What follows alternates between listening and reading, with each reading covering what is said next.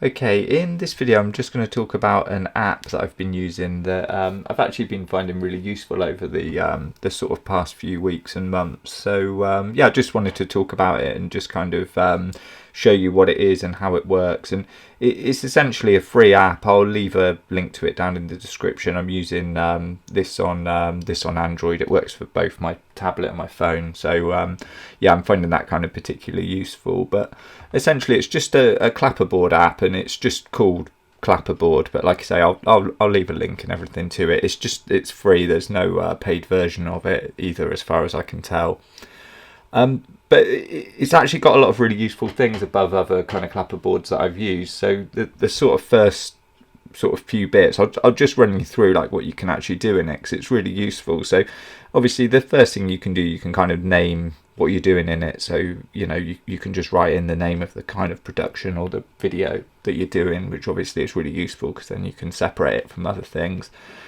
And then you can actually do things like choose the role name, and this is really useful for if you've got cine file naming on your camera. So I use the Panasonic GH6, and I'll link actually up into the corner to a video about it, but that camera has cine file naming. So for me, the role and everything is really useful because I can actually reference back to that.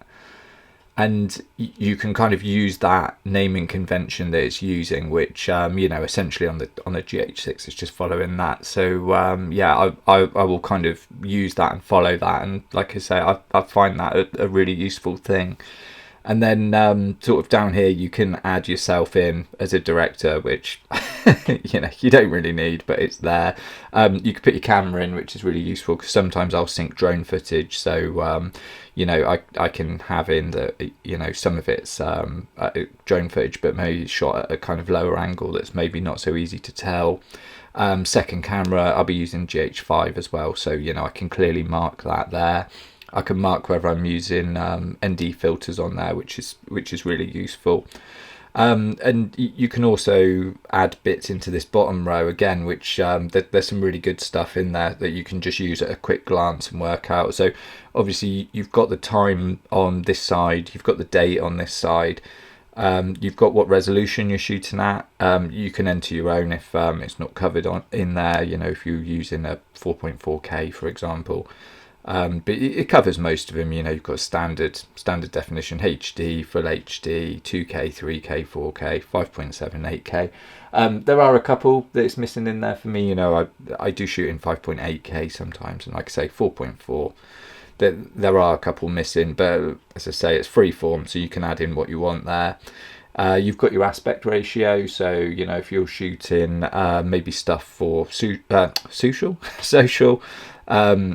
You might want to add in, it's got things like 9:16, you've got square. If you're shooting open gate, you've got things like 4:3. So a lot of it's just there, at the click of a button. You're not having to mess around adding lots of things. So that's really useful. You've got your frames per second. Again, most of it's covered in there. There might be a couple you need to add, but it's it's fairly comprehensive what they've put in there. So it's quite good, really. And then you've got your focal length, so you can come in and you can change this, and you can even, if you want, say for example you're using micro four thirds APS-C and you're switching that up with full frames as first second cameras, you could even put on there 24mm, and then you could put in like the equivalents of it if you wanted to. I mean, you've got here what the camera is, but that can be useful sometimes because people don't always know what sensor size certain cameras use. So that can be quite useful if you put yourself in a little note there. You've got things like white balance, which generally if you're doing video you're going to want to set this to something, so you can kind of come up, you can use the slider to pick what white balance you've got. And this is quite good as well. It's whether you're doing night and day, internal and external shots, and you can also just switch off the sounds, which we'll get to now. Actually, these are really useful. So you've got if we just hit a mark on there, you can set your scenes. So I'll just set them up pretty basically, like 1A, 1B. and then you can sort of tap up and, oops, sorry, didn't mean to do that. You can tap up and down through your scenes. So for example, you'd start off 1A, take 1, and then you can hit mark on there. Scene 1 Adam, take 1. Mark.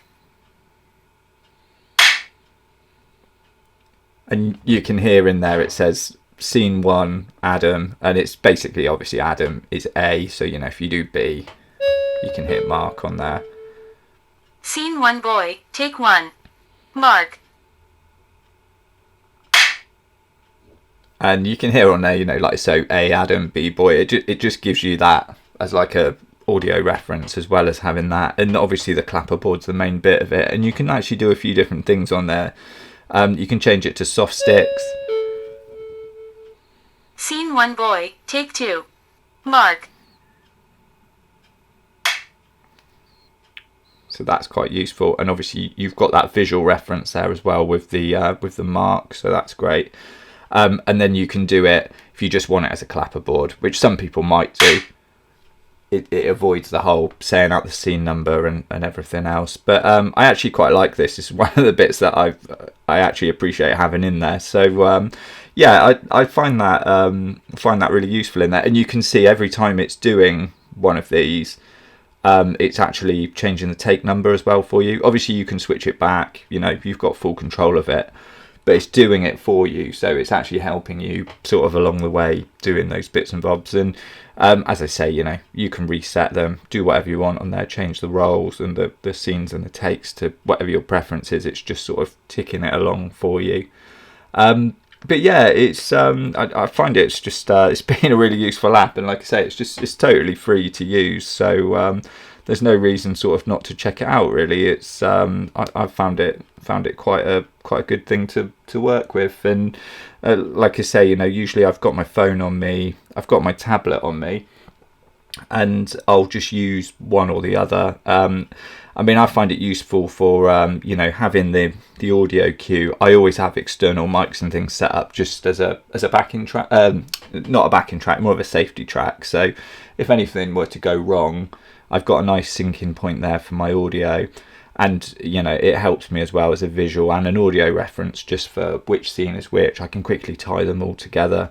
So yeah, it's like I say, it's worth kind of checking out. I'll drop a link in the description. I'm not affiliated with it anyway. I've got no idea who kind of makes or develops it. It's yeah, it's just purely something I've checked out and I just thought it was good and I thought I'd share it. So yeah, if you found this useful, you know, give the video a like. If you want to see more content like this, then check out the playlist that's coming up at the end of this video, and please subscribe.